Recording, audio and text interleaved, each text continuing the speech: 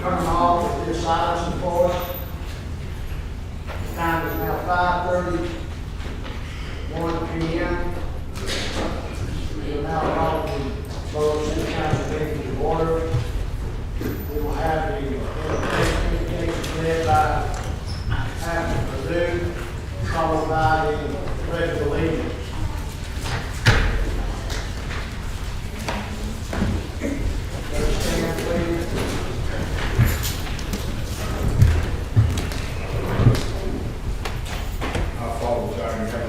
Thank you once again for the opportunity to come into this council, Lord, and represent your people. Father, we invite your wisdom, all your power, your guidance in this council, Lord God, that your good and perfect will be executed, Lord God, for this city. In the name of Jesus Christ of Nazareth, Lord God, lead us, guide us, strengthen us, and keep us. Bless the mayor, this council, Lord God. Continue to strengthen them that they might represent Bogalusa in righteousness and justice. We do thank and bless and praise you for it in Jesus' name. Amen. Amen.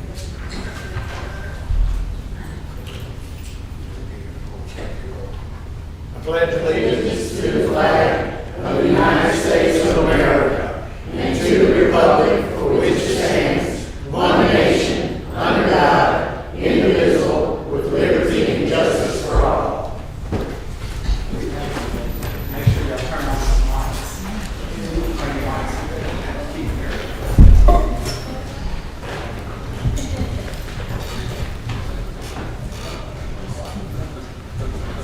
It is too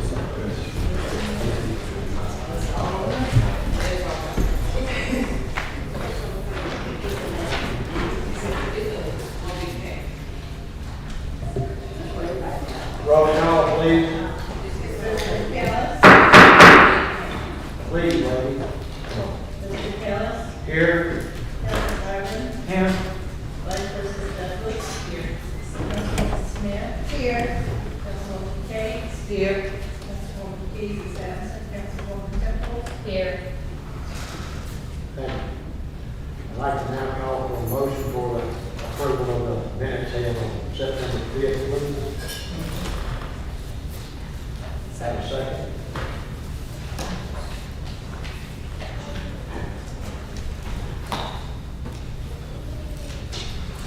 Any questions from the public about the minutes from the last meeting on September 5th? Any council discussion? Yeah, I think on the thing, Ms. Tara's name is misspelled inside of here, and it just needs to be corrected. That's the only correction. Okay, thank you for that.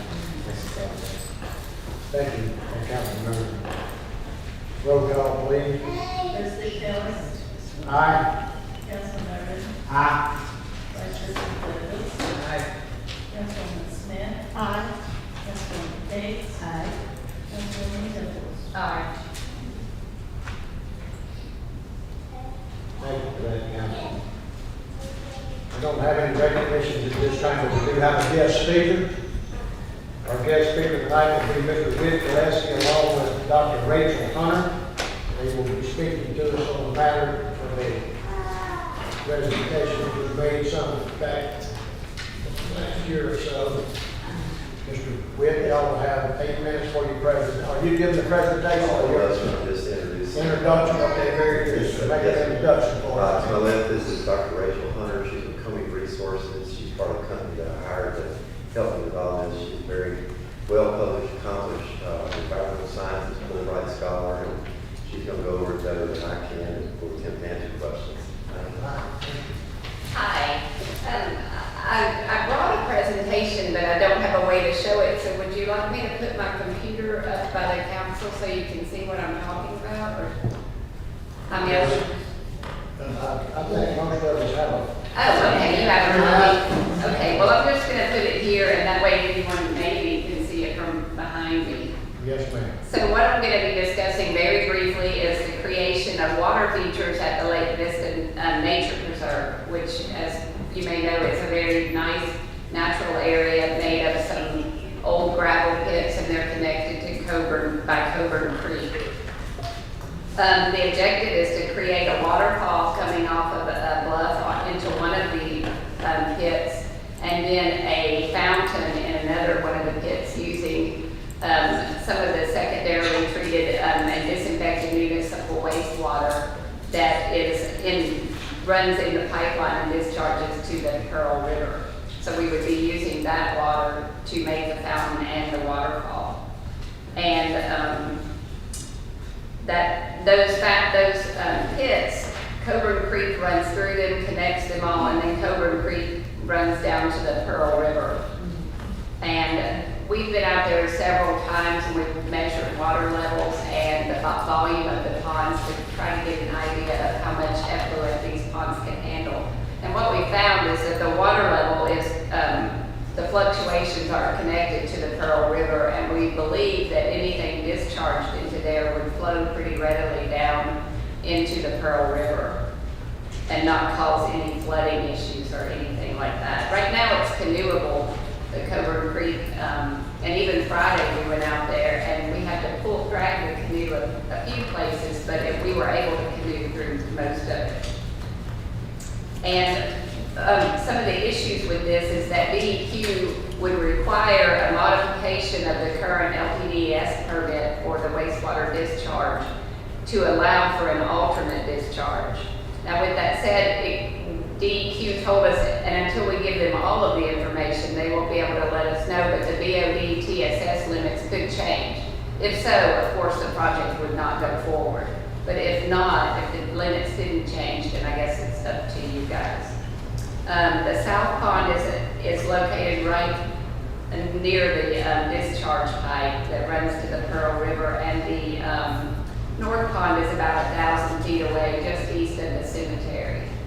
And has the ponds, right now we measure water quality, and it's very low nutrients, TSS, there's no BOD in the water.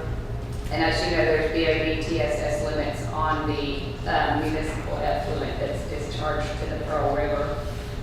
And we've gotten the nutrients of the wastewater and the average BOD, and using that, we are currently working on calculating how much effluent can be discharged into these ponds. And the benefits of this, I believe, are the aesthetic appeal of both a waterfall and a fountain. It would also help water movement. There we saw some stagnant areas in Coburn Creek, but of course it has been a drought. And the nutrients may enhance some of the vegetation growing around the gravel ponds. Some of the concerns are that there may be a potential for algal blooms, possibly some odor from the effluent, and potential vandalism, although I'm not sure how much of a concern that would be for the fountain, maybe more for the waterfall, because we did see evidence of people hanging out there at the pond. And I'll take any questions you may have. So, excuse me, Mr. Baker, DEQ will be in touch, y'all will be in connection with DEQ, and they will tell you at some point. You have a time frame when you might be getting ready to go with the DEQ to get the permission? Well, in the next 30 days, we will submit the feasibility study report, and that will include all of the information that I've given you and more. And then we will get some recommendations for them whether or not the limits would change on the effluent or because of the alternate discharge. This discharge water coming from this south pond, will that intercede with the discharge in the effluent plant? Is that water will discharge into that? The effluent would go into the ponds, yes. Okay. And those, yes, there would be two discharge, the bluff and the pond.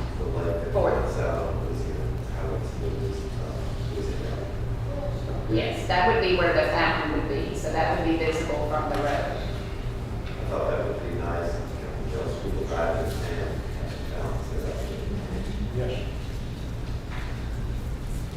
I don't have anything else. I do have a question. Thank you for coming before us today. The cost of the feasibility study. I know we were kind of kicking it around last time it was brought before the council. Is there a concrete cost at this time that for the city?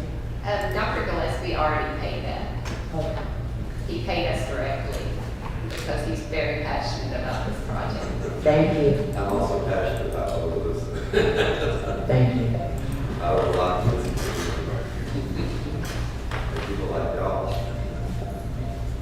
Now, I do have another, once this water, you know, those ponds out there are tested quite often by the city, it's in a charge that we have to pay, to have this water tested.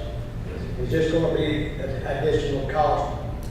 Or as you tie into it, it's not gonna be additional cost to our city? No, sir. I asked DEQ about if there would be any monitoring, and they said no. It's just like you would be discharging to the Pearl River, but it's an alternate discharge. So you have to monitor up the effluent that's being discharged into the Pearl River, but you don't have to do any monitoring beyond that. So the same monitoring requirements would apply. So nothing would change there. I can't think of any cost to the city other than, I assume Dr. Gillespie wants to get a grant for the pipeline construction. I've been told that a lot of grants out there, but it Yeah. was great, it was great across the city. Really, yeah, it's possible. We kind of went over that when we first presented this project to us several months ago. It was a good, it was a good presentation. And, that's what we can do now, is wait till you come back with the, finalization of it through DEQ, if they're gonna be permissible to use it done. I think that's the biggest hold up. I think you need permission from the council to. Well, if you're okay with it, then we could apply for a modification, but of course it would not go through if there were changes to the TSS and BOD limits. Y'all are prepared as part. Yes, I prepared many LPDS permits, But yes. council is to a certain permission at some point, not necessarily. Yes. Okay. Why don't you get that information put together for us, bring it back to us, so we'll be able to look at it and give you our decision at that time. when you make Okay, decisions. that sounds great. Can I ask a quick question? Sure. How accessible is this going to be? Because right now they've got like poles across being able to walk back there and stuff like that. Are you going to be building plate ways I've got to a walk lot back of there? great things. I can't hear. A lot of great things we do, found is in place, and unfortunately, the city had to lock that gate. Right. It's a sad reality. So it's not obviously we want to be all handicap accessible, and there's a really pretty viewpoint, from the Right. this would be the easternmost portion of gravel pit, where you look at it, and so our map says it's about 8-foot drop. And you kind of put it in perspective, Niagara Falls, like 100 feet. So we like to obviously easily handicap accessible. But you're right now, it's kind of actually a motivated issue. But Okay, it is so one you of don't the- anticipate that changing? I don't, no, it'll be accessible. The city leaders, if people start something, which I hope they won't, and they have to make decisions about that, but I hope they won't. Yes. Can I just say to you, I'm sorry that one of the drawbacks is it could attract vandals.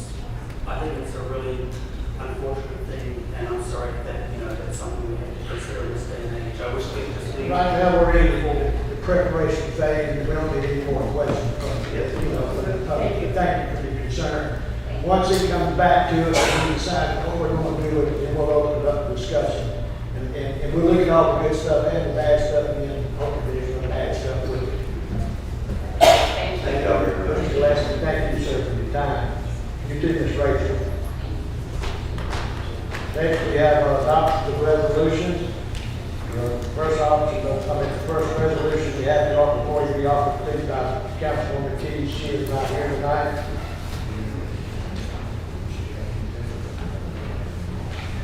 I'll introduce it tonight, Ms. Keys is absent.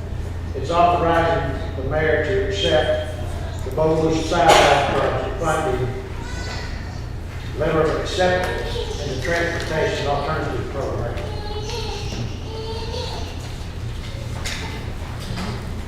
Give us just a second, we'll give you a little bit more information on this project.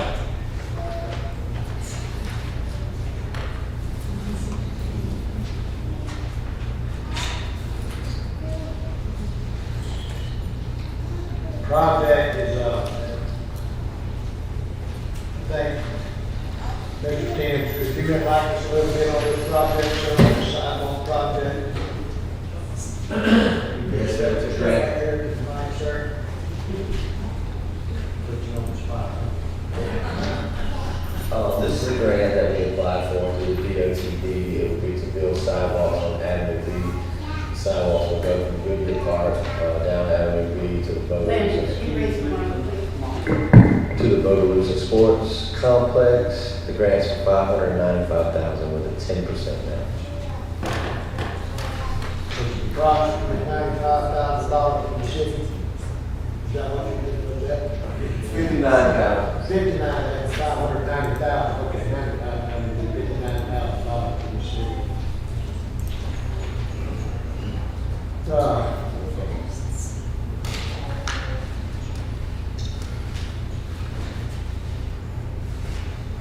Do we have a motion on this resolution this morning, this afternoon? Public participation. In a minute.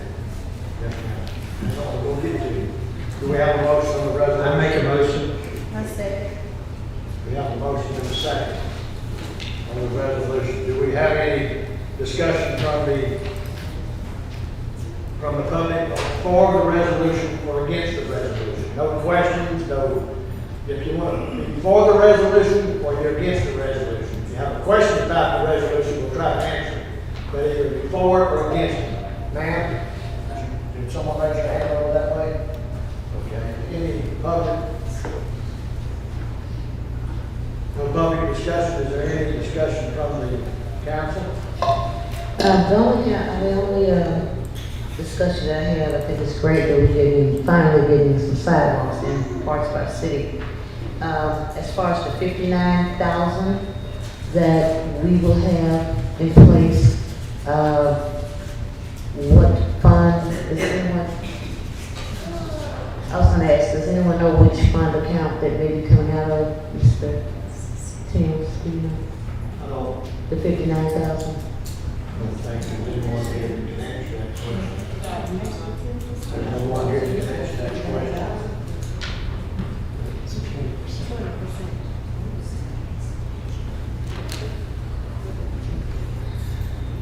Okay, 20%. So that's still exploratory. But, thank you. Is there any other council discussion on it? Just give me. Excuse me one second. Sure. Ms. Walker, I see you in the audience. Can you answer Councilwoman Cates what fund? I thought it was a short. I thought I it was a short. Oh, you're not sure? All right, I apologize.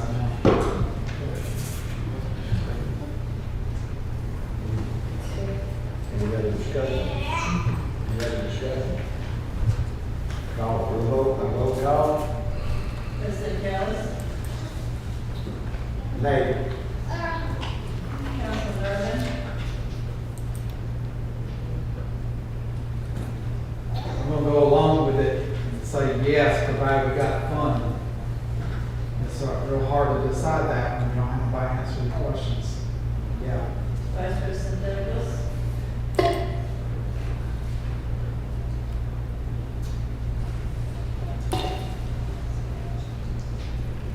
Aye.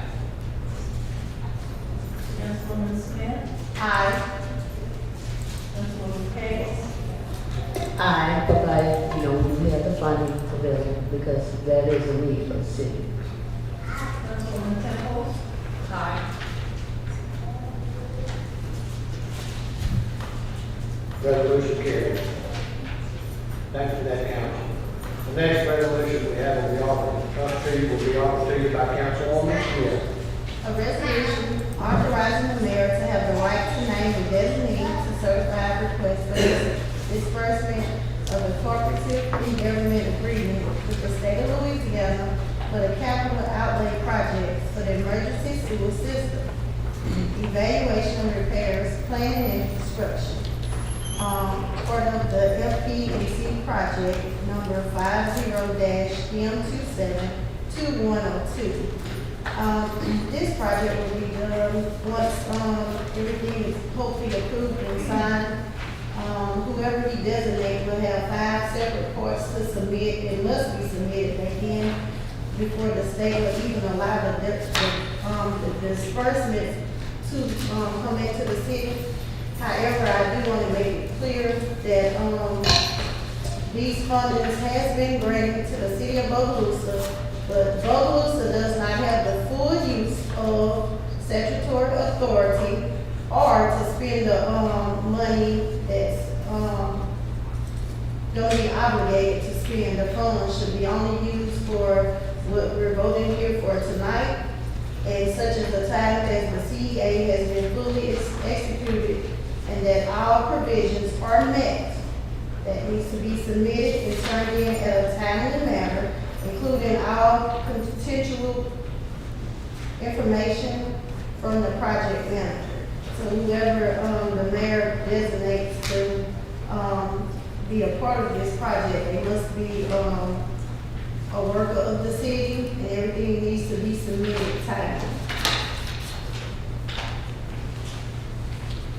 Thank you for the information on that. We have a motion on the resolution. I make a motion. We have a second. Second. Motion and a second. Do we have any public discussion for it or against it? There being no public discussion at this time, we have any council discussion? Yes, I got some council discussion. This is for a sewer treatment plant. Correct. I want to clarify that. We're in big time trouble with that sewer treatment plant. And the residents just don't understand the urgency. This is like, should be number one top priority at the city. And, I do need to disclose the following. What has not been brought up, there's a $166,000 match here. Am I right? Correct. All right. But it also has funding that has to be granted. We just have to make sure it's submitted and that we do have the payment to go in to make sure that it's being executed the correct way. Right. Well, I think, I'm right, Mr. Irvin, right now. What we're voting on tonight is just giving the mayor the right to appoint a designee along with this, to go with it? No, we're not. We're voting for it to actually pass so that the work could be done. It's what we're voting for. We just have to designate someone from the city, to make sure all the paperwork and everything is submitted, so the job could actually be done. Right.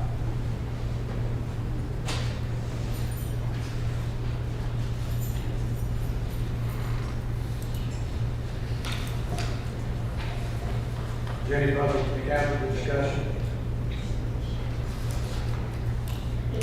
I'm gonna go along with this because it is an emergency. Both pump screws are not turning. Right.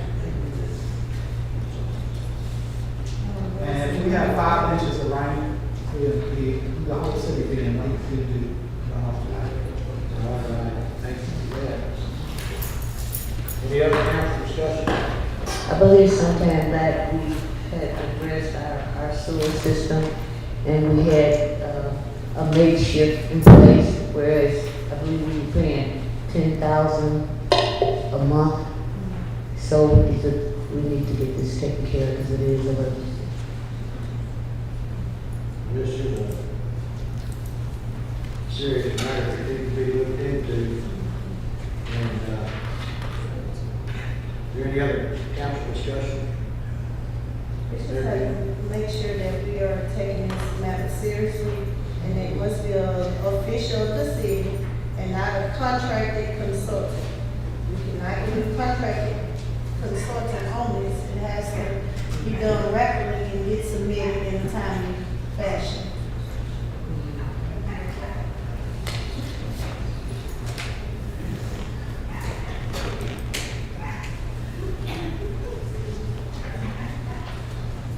discussion. Vote by roll call, please. President Kellis. Aye. Councilman Bowman. Aye. Vice President Nichols. Aye. Councilwoman Smith. Aye. Councilwoman Hicks. Aye. Councilwoman Thomas. Aye.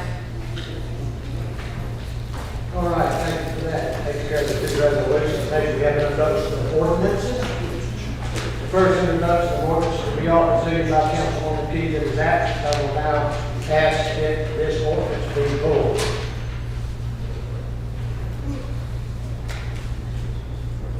I'll make a motion. We have a motion, we have a second. Second.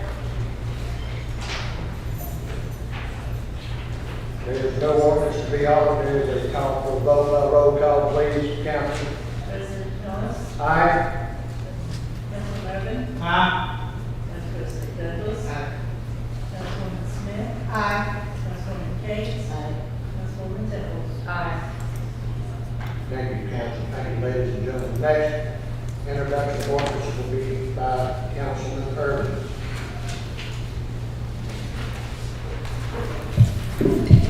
A ordinance authorizing the mayor to enter a contract with Clear Springs. This will be voted on at our next council meeting. And open for discussion. Senator Patton. Next, we have adoption of ordinances in public hearing. The next ordinance to be introduced to you for adoption will be introduced to you by Councilwoman Cates. An ordinance to accept the revised copy of the Bogalusa Employee Handbook and authorizing the mayor to enforce the provisions herein. Now, with this particular ordinance, I did have opportunity to speak with the mayor on this morning. He is not in our presence today, but I did speak with him on who may have reviewed this particular ordinance, this employee handbook. And he did indicate HR, he said the directors and chief of staff.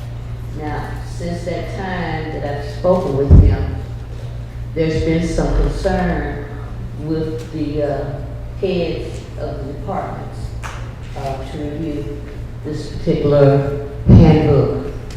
And this handbook, he did indicate it addressed only non-union, and also that it was pulled together by all different types of state laws that we had in place.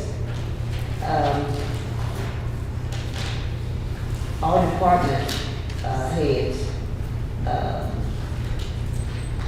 as I said, they expressed concern that they have not reviewed this particular handbook. And then also, I did review pages 48 to 55 was, I'm not sure if the rest of you had it in your handbook, but I did not have it in my handbook. I did ask if the handbook would be emailed to me, and thank you, Ms. Walker, for emailing it to Ms. Ford. But in order to give our department heads an opportunity, because there are some sections in the employee handbooks which gives the responsibilities of certain directors and supervisors. But we want to give them an opportunity to review it as well. So I'm not certain, but I would suggest that we would table this for 2 weeks. 2 weeks only, and bring it back, because we do need don't get me wrong, we need an employee handbook in place. Since my tenure, we've been trying to at least get a handbook in place. And then also, one of our write-ups with the legislative auditors a couple of years ago was because we did not have an employee handbook in place. So I do make that motion, President Kelly. Make a motion to table with the employee handbook. Is there any discussion from the public on this matter? There being no discussion from the public, is there any council discussion? I will tell you. You have a second. Ms. Smith, second. Okay, thank you. Now, proceed. I also talked to the mayor at 3:45 PM this afternoon. He called me from DC, and he stated, and I specifically asked if he said it in an email to the department heads, and he said yes, and you understand it don't apply to the union employees. I saw that in the handbook. And that's what he claimed. Now, I don't know whether or not that was if that was actually executed, because we're running out of time, we're coming up on council meeting. So the thing is that was told to me at 3:45 this afternoon. I don't know that to be a fact. I don't know. I will say make sure. It's on the administrative side. Yeah, to get it to. I think I that- did talk to several department heads. They Right. asked me to. Okay, all right. All right, that's good. I was just disclosing what has was told to me. So, okay. And the gentleman that I spoke with, he didn't tell me if he was a department head or not. He did have some concerns about vacation time and, sick time. He did say that he did speak to the mayor, so his time that he had, previously that he would need to keep, but starting with every day forward, if they don't use their time, then they would lose their time. So that was one of the concerns that one of the employees contacted me on as well. I And have he a- said he's been working 12+ years here for the city. To my knowledge, it does not involve any, as Councilman Urban indicated, it doesn't involve the union.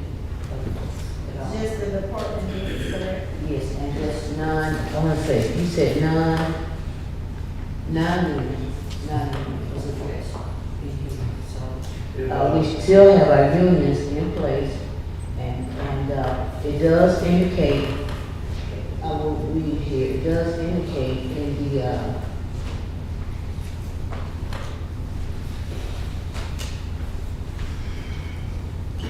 in the handbook that, this applies to the non-union folks.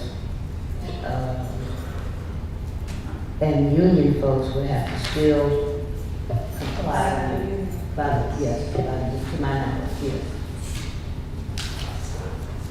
I have a request from the mayor who's on the phone here in DC would like to speak to the public and to the council. Okay. Does anybody have a problem with that at the council? I do not. Go ahead, Mr. Mayor. Good afternoon, everybody. I'm Yeah. up in DC. I'm trying to advocate for some more resources for our city. But I'm tuning into the council meeting. I talked to a few of you about concerns. I've been reaching out to figure out what your concerns are. Regarding department heads, seeing this handbook or not, department heads report to me. So this was a conglomerate effort between auditors, between pulling together multiple municipalities and policies. The auditors are concerned about us paying out employees $70,000. I mean, even Fortune 500 companies don't allow you to roll over time consecutively. You have to have a cap. So this handbook is in the best interest of the city financially. We are trying to be more fiscally conservative so that we are putting more resources to the community and less for internal items. So I asked you all not to table this. I have been reaching out, asking for any concerns so that I could address those concerns, and I have not really received some of these concerns until now. Again, department heads report to the mayor. They don't have any say in what an employee handbook states. Your job is to do what is best for the city, and quite honestly, we are trying to move in a direction that is more indicative of saving our taxpayers' dollars. If you don't use your time up to a cap, then you lose it. I just don't know what else to say about that. Thank you. Thank you, Mayor. So you're suggesting for the the department heads, does not have, doesn't necessarily have to review this handbook. Yes. That's what I got out of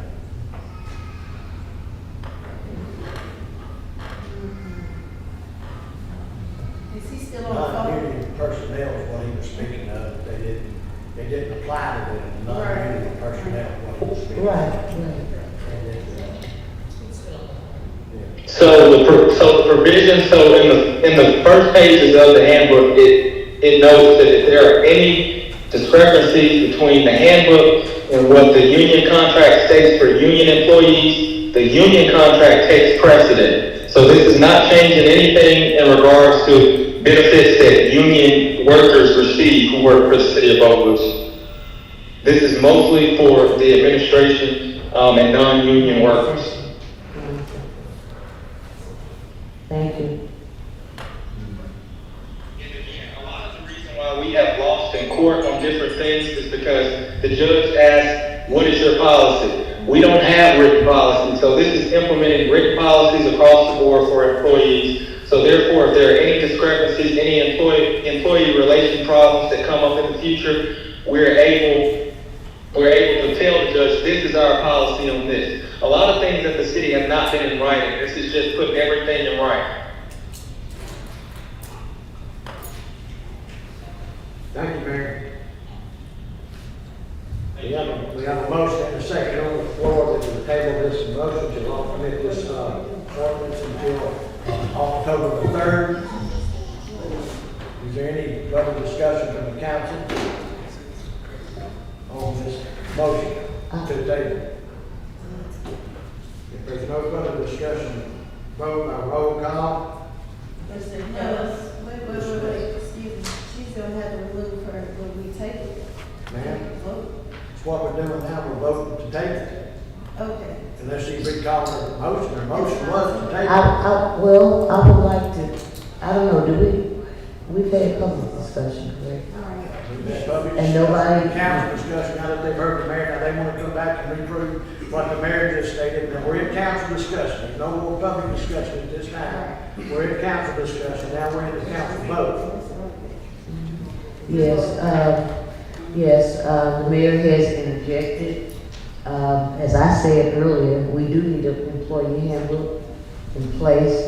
There was some concern, about, reviewing this handbook. Our supervisors, The attorney had a question. Go ahead, Mr. Attorney, Mr. Mayor. If your only reservations or hesitations stem from, department heads, would it be fair to hear what the department head has to say? I think so. I have a question. Did any of the department heads have a hand in writing the employee handbook, or was it strictly just that? Even when you're writing an employee handbook, it comes from HR and the person is top. It never includes, because they're employees. Right. So it never includes the department head, because they pertain to that. It always comes from the head and HR. That's who goes to them. In any business. That's right. I've never seen employees have a say in the employees. well, further discussion. Actually, at the end of the handbook, there's a sign off Correct. that each employee signs off. Might print your name and you're signing below, and you're agreeing to the terms of this employee handbook. So, the employee will have to, at one point, review this, But, just moving on, I make a motion that, We already got a motion They second. got a motion and a second, we're on the table. You table it, I second it, and with all due respect to the department heads, even though they answer to the mayor, you still have to sign off if you're gonna read it and agree with what you're signing off to. We do know that this is being vetted, they're not revisiting, this is something new, it has to be in place, so initially, it's new. So that's why they're signing. And if they are okay with signing something before they get it and read it, that's basically on them. We're just here to execute as legislative, positions. The motion on the table right there is to table this till October the 3rd, and we have a second. Is there any further discussion from the council? There being no further discussion from the council, I call for vote on roll call. President Ellis, Aye. Councilman Mervin, Nay. Vice President Douglas. Aye. Councilwoman Smith, Aye. Councilwoman Cates,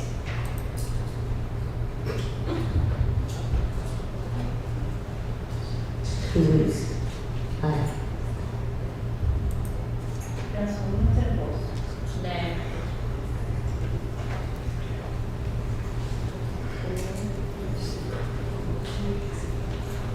Motion passes 4-2 to table till October the 3rd. Thank you for that, council. Thank you for that. The next ordinance we have is, being introduced by Councilwoman Templeton.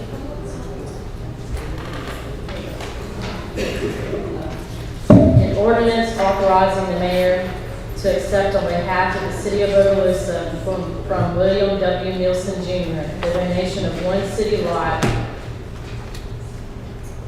120 by 150 feet in section 41, Cannons 100 subdivision plat to the city of Bogalusa. And that is this, if I'm pretty sure that's the section that is over by, behind their drugstore, you know, the little section, kind of looks like a little pond area, that was that lot right there. Motion. Motion, yes. Have a second? Second. We have a motion and a second. Any public discussion on the matter? Either for it or against it? Either for it or against it? No. Thank you very much. Where's that? Behind Wilson. It's that lot that kind of, You sure that's it, with the oxidation pond with chain link fence in around. right. Yes, ma'am. Step up.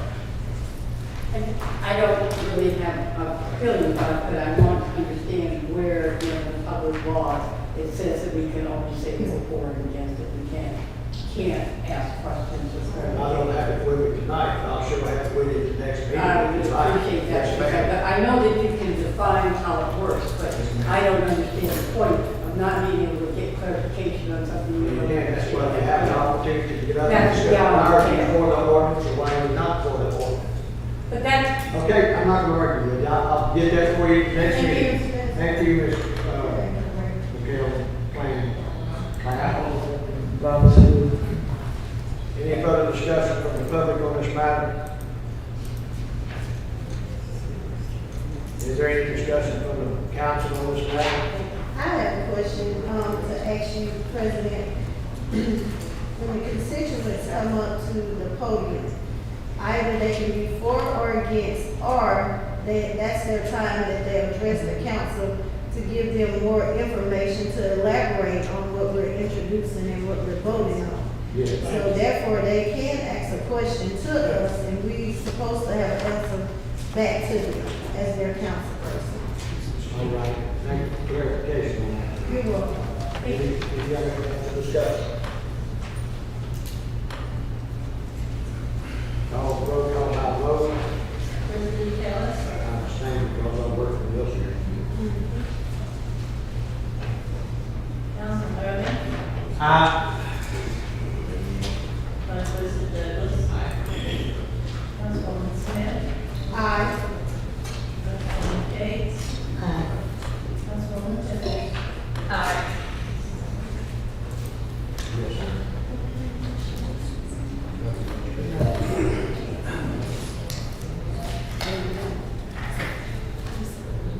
Mayor. You there, Mayor? I am. I'd just like to say for the record that I will be utilizing my first veto to veto this because our public works department is already struggling to keep up with the city's infrastructure. I'm not sure why we're voting to take a donation of a retention fund. I think that this will further put us into disarray in terms of trying to keep up. That's just something else that we have to mow and maintain, and I don't think it benefits the city in any way. Thank you, man.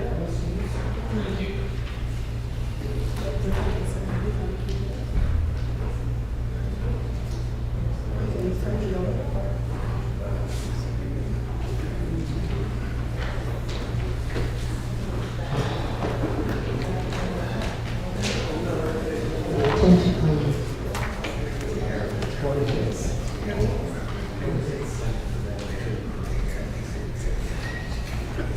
The next ordinance we have to be introduced to by Councilwoman Smith. Did we finish taking the vote? Yes, we can take the vote, it passes 5-1. Takes 5-1. 5-1 with one absence. Abstain. An ordinance authorizing the mayor to enter into a fuel supply agreement between the city of Bogalusa and Roberts R. Company. Basically, we're gonna have to get our gas from somewhere, it's just a fuel. And we do need a supplier, so I do ask that we, see favor of this, term and agreement. It will be between, the mayor, once it hopefully is passed, that we're able to, obtain fuel. I was trying to go back, okay. So the off-road diesel is 0.1049 per gallon, with the taxes added is 0.003. And anytime that we may have just say, God forbid, state of emergency and they have to be called out after hours, it's $125 per hour.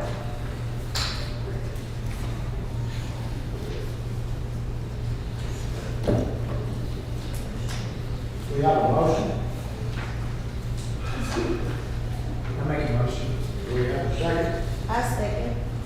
We have a motion and a second. Do we have any discussion from the public on this matter? I just, Come on up, Mr. Powell. it's a question, not for it yet. No. Was this put out for bid? Yes. That's my only question. I didn't hear Yes. you guys mention that, that's all. Yes, ma'am. And any time that we're having to, have a contractor involved, it has to go for a bid. It wasn't said, I just wanted to clarify that was the process. Yes, ma'am. Thank you. You're welcome. Any other discussion from the public?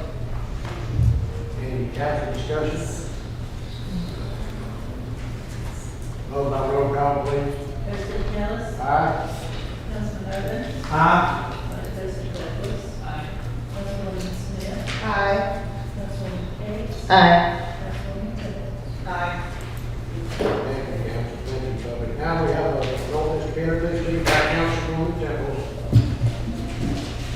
An ordinance authorizing the mayor to enter into a contract between the city of Bogalusa and Professional Engineering Consultants Corporation involving sewer system improvements.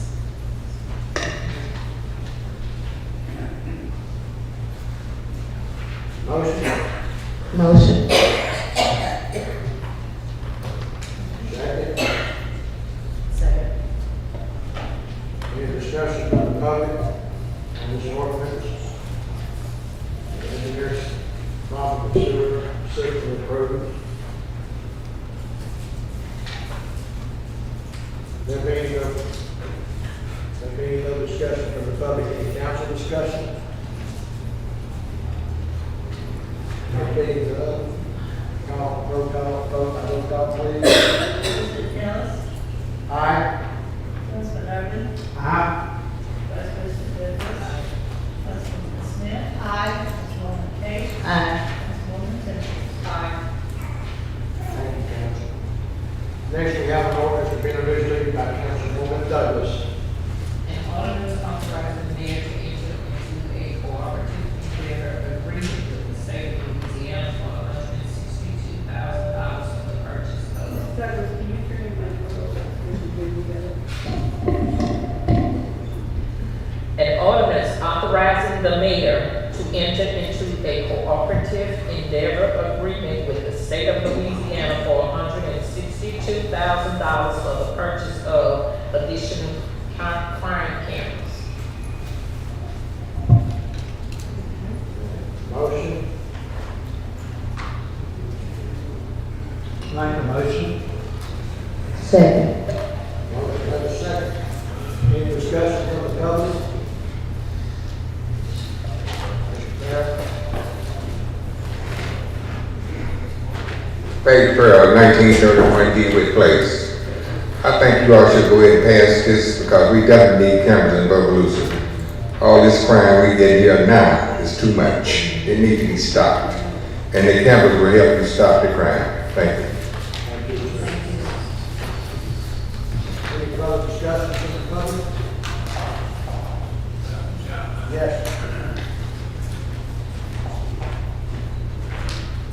Richard Elmgren, 19 Avenue J. What I'm just curious about is if you have cameras and you have a goal to make it where you're going to have a response, does that mean that the 911 people are going to be able to automatically go to the camera and automatically have some individual or a couple of officers immediately respond? Or are we just going to go into the position of where it's just the picture is going to work with the insurance company is going to work with the history then puts it in the court system, and everything just drags into oblivion? I don't know which way you want to do it. Because if you do the immediate response, then you have it where everybody gets it. If it's the theater thing, I don't know what you're doing, so excuse me. Wow. Any further discussion on this matter from the public? Any council discussion? Where is the feed going to go to? Where is the camera feed going to? Is it going to go to PD? Did you answer this question, Donald? I think to elaborate on this question, where's the feed going to go to? Let me answer. The video feed.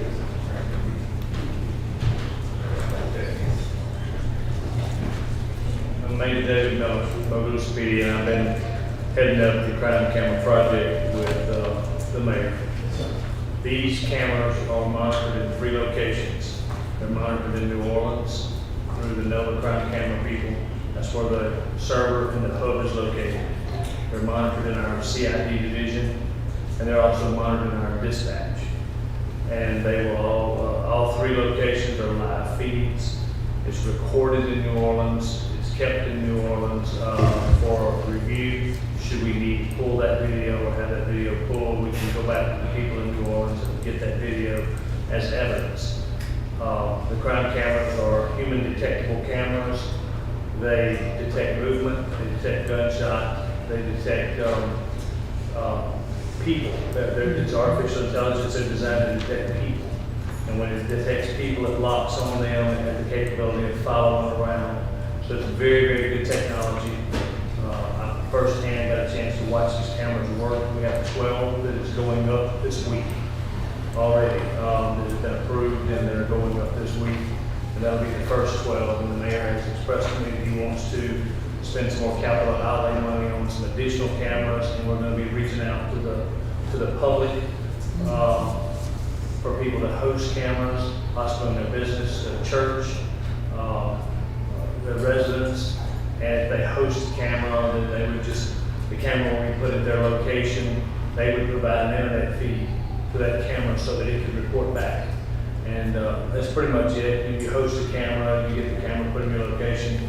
The police department and the mayor's administration will be reviewing the locations of the request to the public to determine whether we place a camera where you're requesting, whether it's a high crime area, whether it's an area that needs a camera or not. We'll be listening to all the input from the different requests and putting cameras where we can put them where they're needed most. If that answers your question. That answered his question. We were having a question about the fee. We're concerned, we have 12 cameras already that we put up. And we're just concerned They're feeding about to New Orleans, and they're also feeding to dispatch and to CID, live feeds. So, Captain Miller, well, how often will you receive a report back on the fee? Is that If it detects a gun or detects, crime, if the camera detects that, or they detect it, they're monitored 24/7 in New Orleans. They're not monitored 24/7 here. Our dispatcher has the capability of seeing the cameras. Yes.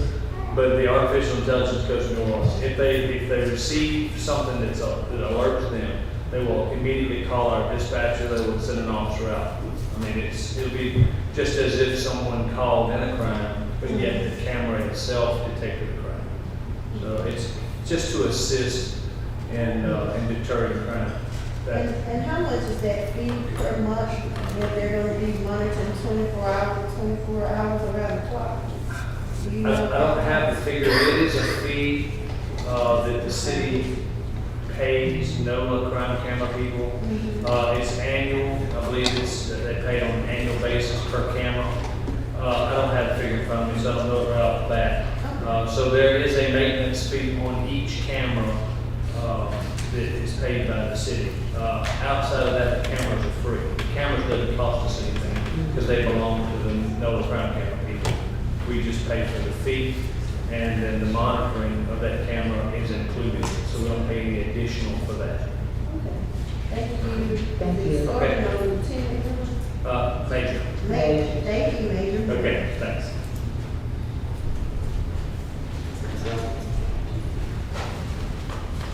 Council discussion, any further? Any no further council discussion, vote, call for vote, roll call vote. Mr. Ellis? Aye. Councilman Urban? Aye. Vice President Nichols? Councilwoman Smith? Aye. Councilwoman Kane? Aye. Councilwoman Towns? Aye. Thank you for that, council. We will now move on to public participation. First person we have on is Ms. Debbie McLeod. Haven't seen you all in a while. Debbie McLeod, 414 Mississippi Avenue. I just want to thank you all for listening to me, and you guys did a much better job tonight of getting the information, so kudos to most of you for really making the effort to help us understand. And the end result of that is that I'm not standing up every time and asking you to clarify or give me more information. So, thank you very much. And that really makes my day. And I probably, all of that information will be online and available, and I'm going to encourage you guys to do that, and that will make us even more knowledgeable and less likely to ask questions. But you guys did a good job tonight, and I'm very proud of you. I also want to announce that today is National Voter Registration Day. Unfortunately, the deadline for voting in person, registering in person is gone. Okay, you have until September 23rd to register online. So you can go vote, go to the Secretary of State website, look for Go Vote. It's easy, it's simple, and it's fast. So I want to encourage everybody to register to vote before the deadline. Thank you, Mr. McLeod. Next, we have Ryan Zinko.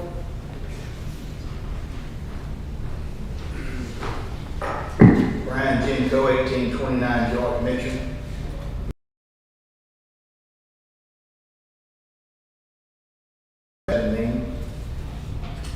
What? Pulling ordinance number 7. Could you explain to me what does that exactly mean? Yes, it's pulled. It's been pulled. Yes. Will it be able to come back up again? Nope. Okay.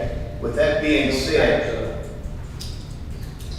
That being said, yes, sir, go ahead. okay. With that being said, and I have to ask this in front of the audience, that was the ATM ordinance. After all these times of trying to get it resolved, they finally pulled it off. But my question is, by pulling it off, and I really appreciate y'all doing that. Thank y'all very much, and I agree with her. Y'all did a great job tonight. But what happens to the ATM that's there? If it hasn't been voted on, it's plugged in. So does it get unplugged, or, I mean, I have to ask that question instead of waiting 6 weeks down the road. So if it's there illegally or wrongfully, does it need to be unplugged until whatever y'all decide to do?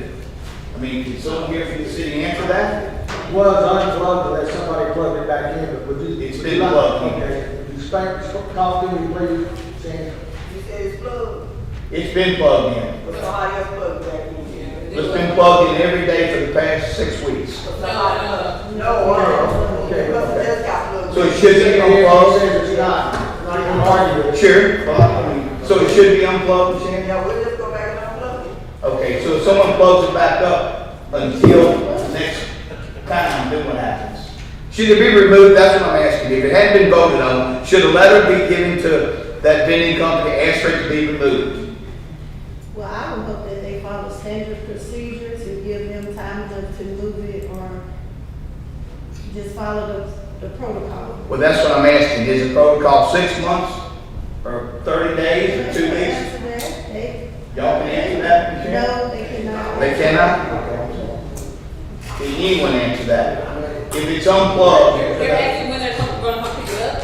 If it's unplugged? no, it's plugged up after we No, speak. I'm saying, because from our understanding, it was unplugged. Now, somebody went back and plugged it up after we unplugged it, and that, we're gonna have to fix that part. What you're asking is, you're trying to see is they're gonna come pick it up now? If it's not supposed to be there, whether it's plugged up or unplugged, will it be asked to be removed? Or should it be removed? Well, I don't think the department head can answer that because we just heard from the mayor, they answered to him and he's not here. Correct. So that would be a question that would have to trickle down from the mayor. Okay.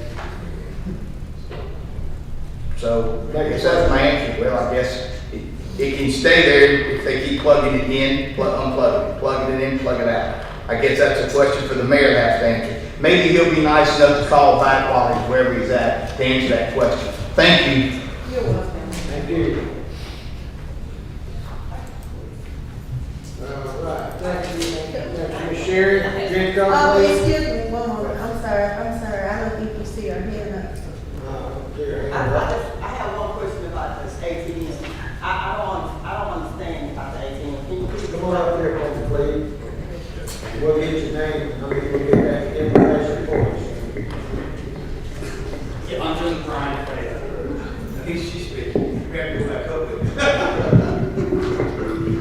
with Shannon Hines, City Clerk.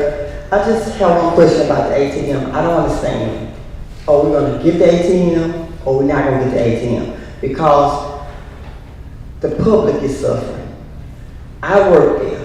I'm getting feedback. When the customers come in, I have to tell them to go across the street to the ATM. They don't have with us, taking it out on us because they'll say, well, you did have ATM, why we got that across the street? I don't understand. So y'all explain it to me, are we gonna get the ATM or we not? Because I thought we was here for the public. Ms. Hammonds, did they put in a pay start machine? Because we voted on that. You know what a pay start machine is? No, I know, we don't have it. We voted on it, the mayor went and got it, and we voted on it. It's not there. Everything else. You know what pay start is, like they have at AT&T? Correct, it's not there. It's not there. No. You're saying that they never plugged the thing in, it was voted on months ago. And they're. I have That's pay another start. payment option. It's not there. Again, we work for the public. So I'm trying to assist the public. It's not for me, it's for the public. Let me state this. Okay. We're just gonna go ahead and state it. This ATM thing is so been back and forth, and they put it on our agenda repeatedly, over and over and over again. They tinker with it, they dabble with it. Bottom line, it just needs to go back out for bids, period. Send the whole freaking thing back out for bids, have all the ATM companies, including the banks, gonna go out, solicit, re-solicit bids, and bring it back for a public bidding process, and end the discussion, and bring it back to this council. And that's how we solve that. That's fine. how we solve We it. just need it back. It doesn't matter. We just want one in there. But Okay. as far as I'm concerned, and I say this last council meeting, we don't really need an ATM here. My view, that's my view. So the thing is that, because I'm gonna tell you something, you should, all the customers should either come with a check, money order, or have the cash in hand. Now, sometimes when you come there, your bill you might think your bill is something, and it's something else. So the ATM machine is there to assist that. So they get the cash in. It's kind of funny, let me disclose this to the public. Yes. It's kind of funny, this thing only makes $30 a month when it's taken out. I mean, I'm telling the truth, it wasn't profitable to anybody. It's not profitable to any operator. Anyway. Does the city accept your debit card or your MasterCard? Okay, they do. So if they come with that, and if they don't have enough cash, maybe they can just use their debit card, they're gonna stick in the machine. because we have went back and forth on these machines, and then we're here for the citizens. So this is Councilwoman Tamira Smith at large opinion. Put all the ATM machines in there. We're here for the people, let them get the right to choose which ATM machine they want to use. That way we'll solve this matter, because we're gonna dance around and dance around and dance around it, and as you stated, Ms. Hines, we are here to serve the people. So let's give them a right. If they don't wanna go to Walmart, they can go to Dirt Cheap. Put all the ATM machines, line them up, let them use whatever they want to use. Cause that way, it'll keep you from having a headache and people fussing at you, and the ladies behind the wall, and the people that work behind there, and y'all trying to do a job of keeping everything floating, and people wanna sit there and argue with y'all over an ATM machine. It wastes time, and it takes us a lot of time from a working, trying to be transparent, from those of you all who work behind there, trying to keep up with this, talk to the next customer, you got this person in line arguing over something that really doesn't make sense, because they're going to use it and it's unplugged, then it's plugged back. That would be confusing to me. And think about it, we have little elderly people that are coming in and out. So if we got someone yelling and hollering over ATM machine that's being very disruptive to the work environment, and it makes it kind of hostile. So, even though it's been thrown away with, but even like Mark said, Councilman Mark said, if it comes back up, let everybody put their ATM machine. Let's just give them the right to select whoever they want to use. No, we're talking about rebid it out. Let everybody, every bank, ATM vendor, everybody be included in that bidding process and send it back out. Now, apparently that's how it was handled, but the thing is, let everybody handle it, because there was things done during the bidding process. Oh, this one go get a license. Let's go get that. That's not normal bidding process. Are you speaking of vending and coats too? That's not, huh? Are you speaking of vending and coats, or just addressing ATM? It doesn't matter. The truth is, Let's get back to business. okay, let's get back to business. The truth of the matter is, should not come before a bid unless they have license in the first place. So if we gonna do it for Paul, we should do it for Uncle John too. And that's just, it doesn't matter who it is. Wait just a minute, ma'am. Ms. Walker, we're into public participation right now, okay?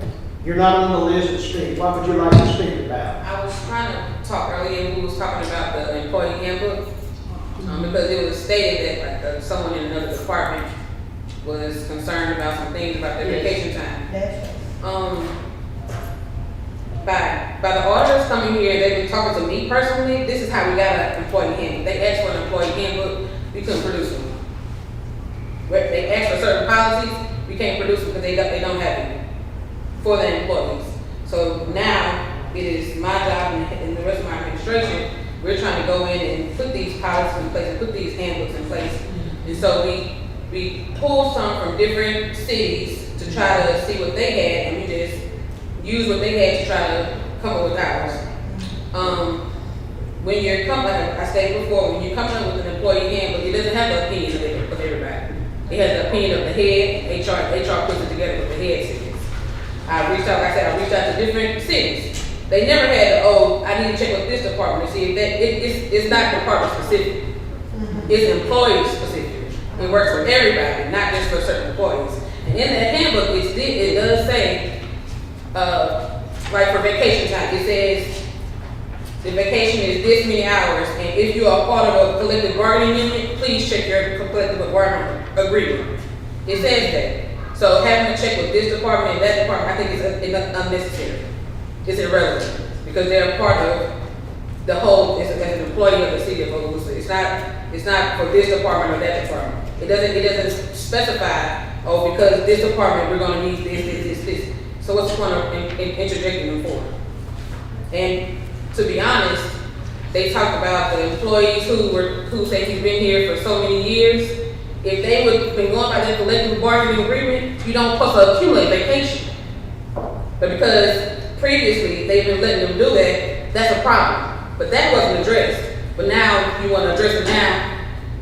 That's a problem that you want to address it now, but you haven't addressed it before. Vacation is not to be accumulated. You're supposed to use your vacation in that year and pay it out if you can't use it within that year. But y'all been letting it go on, and why? Because you didn't have an employee handbook. So now we're trying to present you one, now we're having problems because y'all worried about the departments, we need to worry about as a whole. That's all I want to say, thank you. Thank you. Mr. Farrell?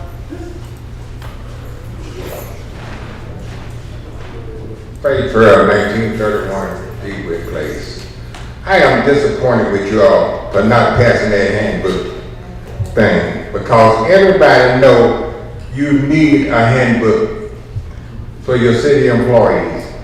So Bogalusa needs to stop being 75 years behind time. And you council need to get a backbone and stop playing politics with this ATM machine. I am sick of hearing this ATM machine come up every week. Every time we have a council meeting, ATM. You got Jinko coming up here, grumping about the ATM machine. Go ahead and get this ATM machine to whoever y'all want to and shut the rest of these folks up. Sherry Jinko?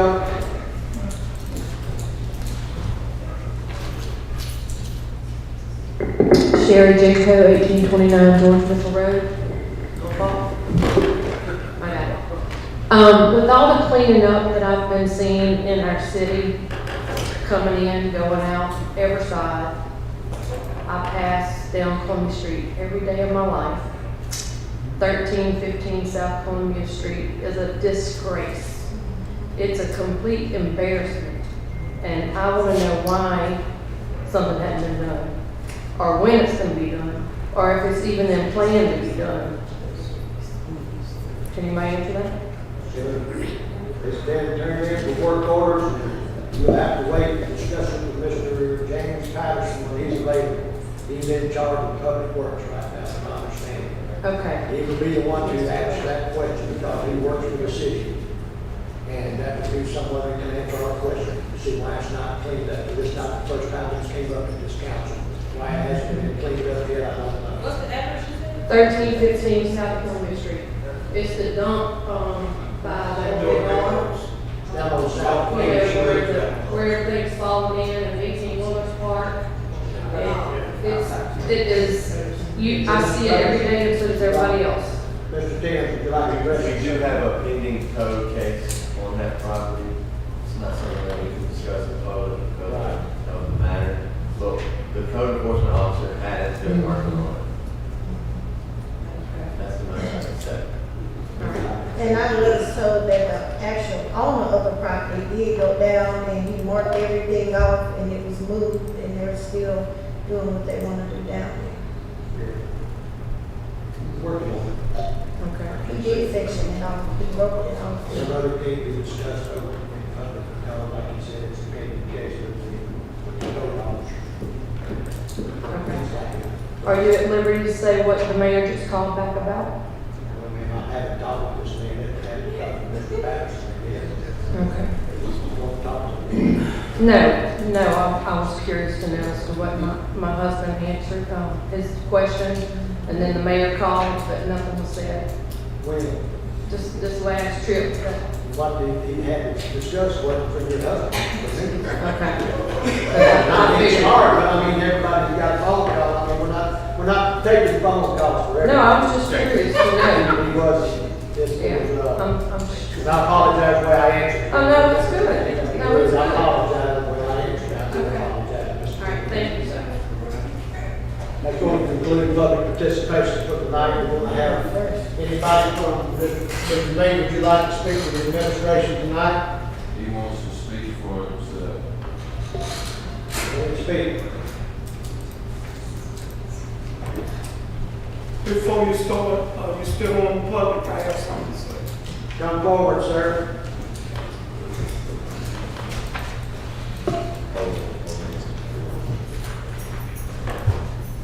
Larry Brown, 923 North Roosevelt Street. Sir, I don't know who put you in that seat, but you got a nasty attitude. You are a difficult person. You need to check yourself. Thank you, sir. I Thank you. appreciate your thoughts. Thank you, Mr. Brown.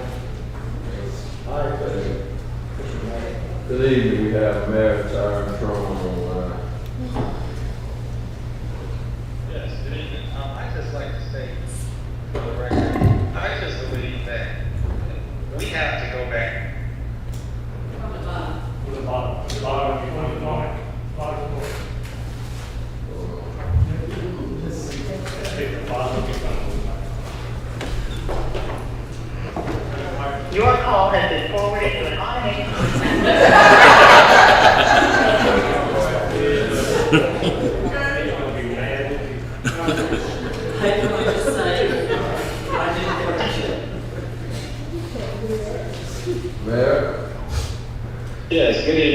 like to state that we have to go back to the drawing board. We have been doing good for a while, but I think the city council needs to rethink through their logic when it comes to voting on things.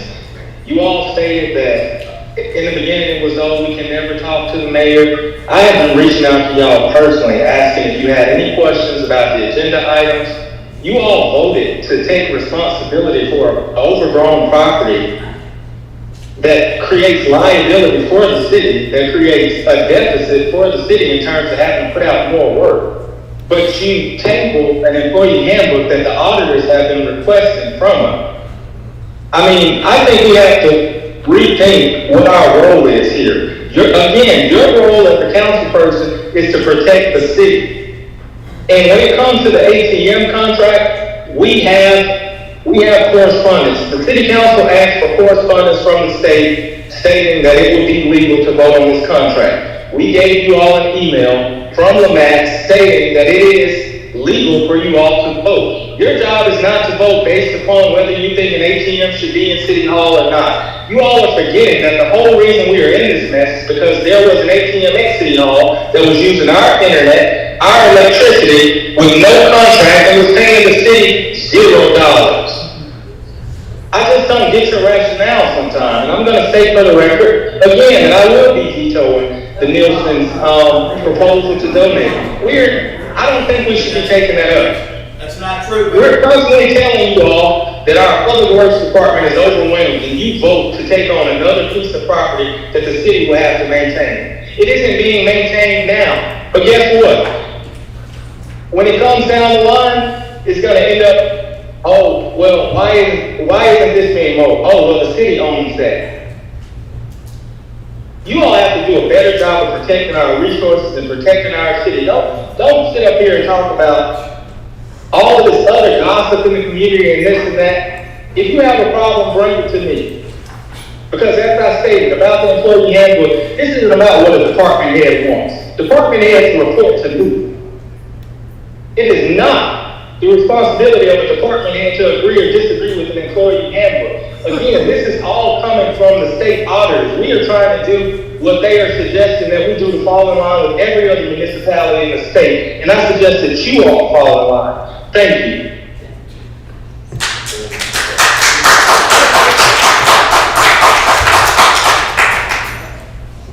Now I have a council discussion. We can open up and have a discussion with Temple. Thank you all for coming tonight. I'd just like to say remember school is in session and to watch out for all the school children as they get on and off the school buses. Have a good night. Thank you. Ms. Smith? Good afternoon. I'd like to thank everybody for taking the time out of their busy schedules to come to the council meeting.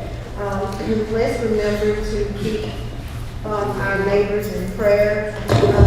Ask them safe travels for our mayor. As y'all know that he is out of town trying to take care of productive business, so let's keep him in our prayers for travel grace. Let's also remember Mr. Joel Miller. He's normally here, but he did have surgery this week, so we like to keep him in prayer. Also, the reason why I was in favor of tabling the ordinance for the department heads, anytime you go on a job, you just don't apply for the job. You have to submit a resume. They don't interview you, they tell you you have a job, and let me see your resume. So, with the concern of the citizens who elected me in, to sit here to represent them, to be an advocate and voice for them, it's something that y'all have to work out, and as y'all stated, y'all did give us opportunity to speak with y'all. However, some concerns came up, and that's what we do. You know, it's just like you don't know when things are going to happen. People may contact that person and contact that person to contact us at the last minute. So we're just trying to be favorable that everyone receives a copy, read it, sign off, submit, and give back to you all.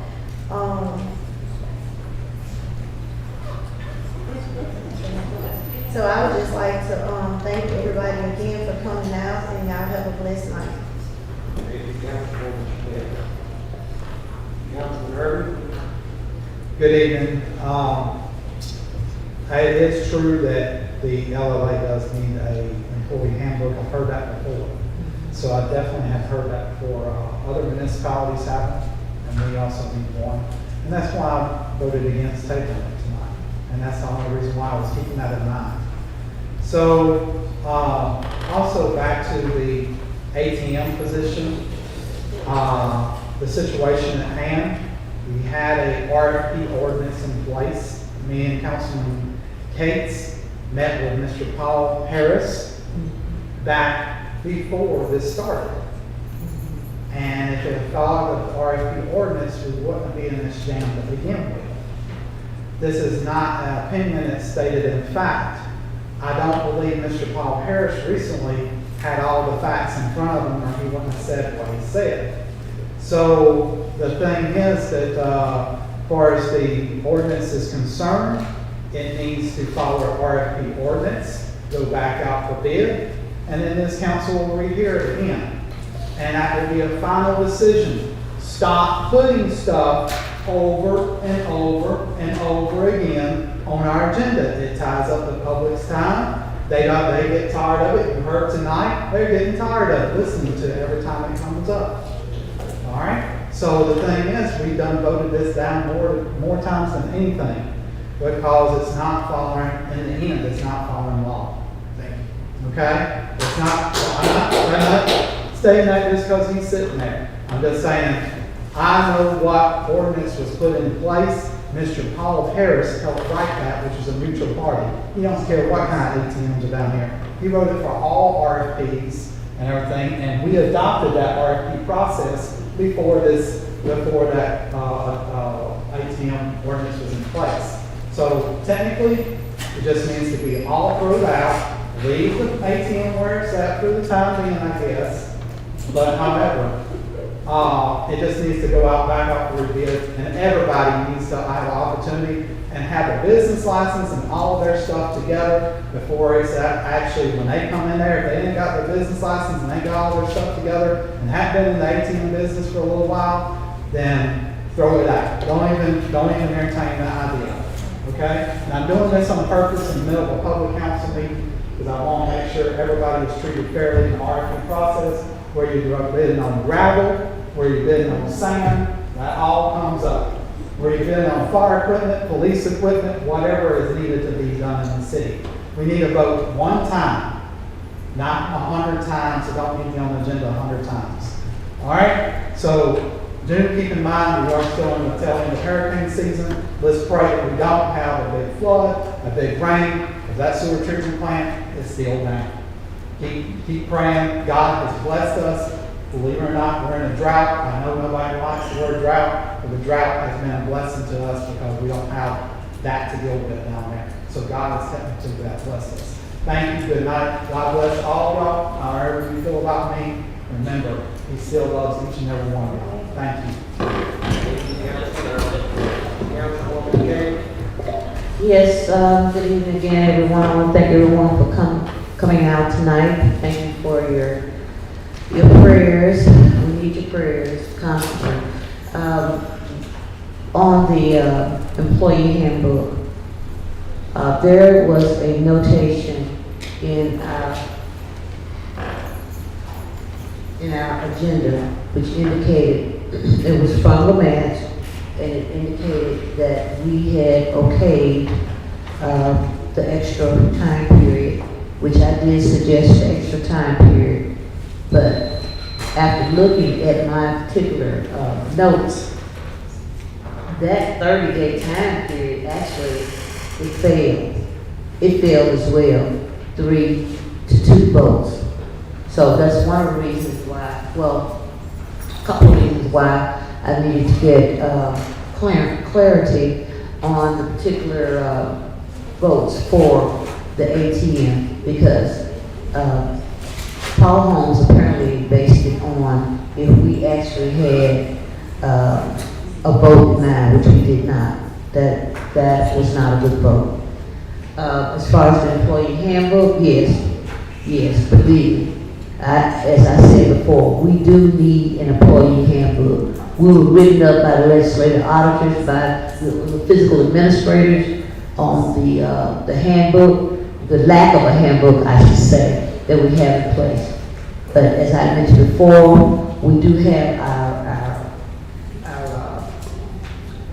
department heads that had not reviewed the handbook, and my other choice on the handbook was to go and get a AG opinion on it, which takes so long for AG opinion to decide if we should have our employee department heads review it. But I will be contacting the AG on tomorrow, and I will also be contacting the legislative auditors on this matter on tomorrow.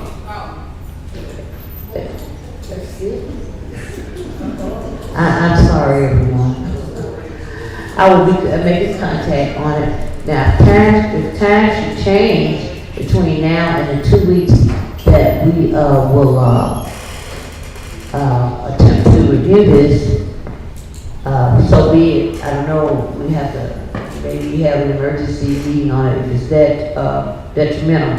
But I will be contacting some other folks on this, because there was concern about not being able to view the employee handbook that was about to put in place.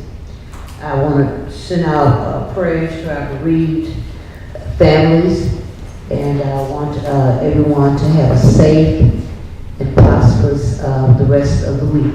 Thank you so much. Thank you everyone for coming out. Thank you, Councilwoman Kate. Thank you everyone for coming out. Our next meeting will be October the 3rd. I thank all of you for your participation tonight and all your views and all your thoughts. We will take everything you said tonight under advisement. We appreciate y'all. This meeting is adjourned.